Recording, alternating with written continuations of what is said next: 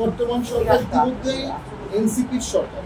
বর্তমান সরকার ইতিমধ্যে আমরা দেখেছি প্রশাসনিক কাঠামোতে জামাতের এবং বিএনপির অসংখ্য লোককে নিয়োগ দিয়েছে এবং এটা একজন উপদেষ্টা নিজে বলেছেন। আমরা মনে করি এই মুহূর্তে নির্বাচনের কোনো লেভেল প্লেইং ফিল্ড অবশ্যই নাই, কারণ যারা পার্টি অফিসের সামনে মিটিং করে তাদেরকে পুলিশ বাধা দেয়নি, আমাদেরকে আজকে দিল। অর্থাৎ পুলিশ এখানে পিক অ্যান্ড চুজ করছে বা রাষ্ট্র এখানে পিক অ্যান্ড চুজ করছে। যে রাষ্ট্র বা সরকার পিক অ্যান্ড চুজ করে আইনের শাসন প্রয়োগ করে, সে রাষ্ট্র বা সরকারের অধীনে সুষ্ঠু নির্বাচন করা অসম্ভব কঠিন।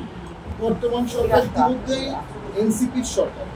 বর্তমান সরকার ইতিমধ্যে আমরা দেখেছি প্রশাসনিক কাঠামোতে জামাতের এবং বিএনপির অসংখ্য লোককে নিয়োগ দিয়েছে এবং এটা একজন উপদেষ্টা নিজে বলেছেন যে আমরা 20টা নিয়োগ দিলে 13টা নিয়োগ দিতাম বিএনপি, 7টা দিতাম জামাতে। এটা তো নিজেই বলেছেন।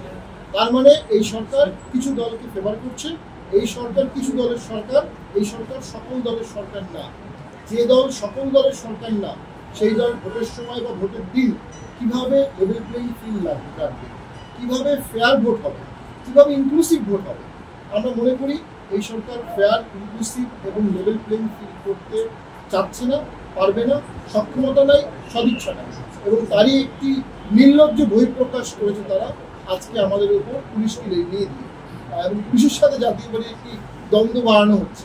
9টি দল যে লাঙ্গলের যে যারা করেছে তাদের বাইরে লাঙ্গলের অভিভাবকের চিন্তা করাটাই গণতন্ত্রের বাইরে, সংবিধানের বাইরে এবং নির্বাচন কমিশনের শপথের বাইরে। যদি স্বতঃসিদ্ধ ইউনিভার্সাল, সেটাতে কোনো প্রমাণ লাগে না, কোনো লিগাল অপিনিয়ন লাগে না। আমাদের গঠনতন্ত্র মোতাবেক সম্পূর্ণরূপে লাঙ্গল জিএম কাদের আছে, আরপি অনুযায়ী লাঙ্গল জিএম কাদের আছে। এর কোনো ব্যতিক্রম করার কোনো সুযোগ, কোনো ডিসক্রিপশন, কোনো অথরিটি নেই। যদি তারা করে থাকে তাহলে তারা আজকে পুলিশের মতো নির্দেশিত হয়ে করবে এবং সেটার দায় তাদেরকে একসময় নিতে হবে।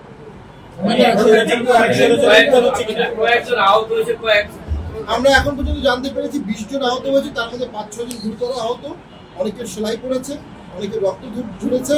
এবং আমি যদি বলবো, পুলিশ যখন দেখলো এখানে অনেক লোকের সমাগম হয়েছে, সেখানে সাউন্ড গ্রেড দেওয়াটা অত্যন্ত অপেশাদার আচরণ, অনেকে পদদলিত হয়ে মারা যেতে পারে। ঠিক সেই জিনিসটিতে আমি মনে করি পুলিশ বিবেচনা প্রসূত কাজ করেনি। আমরা আহতদের খোঁজ খবর নিচ্ছি এবং অবশ্যই পুলিশের দুঃখ প্রকাশ। আমরা এখন পর্যন্ত জানতে পেরেছি 8 জন গ্রেফতার হয়েছে, আটক হয়েছে। আমি পুলিশকে আহ্বান জানাবো, জাতীয় পার্টি কোনো ভেসে আসা দল না। জাতীয় পার্টি 365 দিন রাজনীতি করে আজকে 40 বছর এবং 9টি ইলেকশন করেছে। সরকারি দলে ছিল, বিরোধী দলে ছিল। জাতীয় পার্টির সাথে পুলিশের কোনো দ্বন্দ্ব নাই। আমরা সকল বিষয়ে পুলিশকে সহযোগিতা করি। আমাদের যে নেতাকর্মীদেরকে আজকে আপনারা অ্যারেস্ট করেছেন বা আটক করেছেন, তাদের কোনো মামলায় চালান না দিয়ে ছেড়ে দেওয়ার জন্য আবেদন জানাচ্ছি। পুলিশের সেই ক্ষমতা আছে এবং এটা পুলিশকে না করলে আমরা ধরে নেব পুলিশ আমাদেরকে অন্যায় করছে, অবিচার করছে।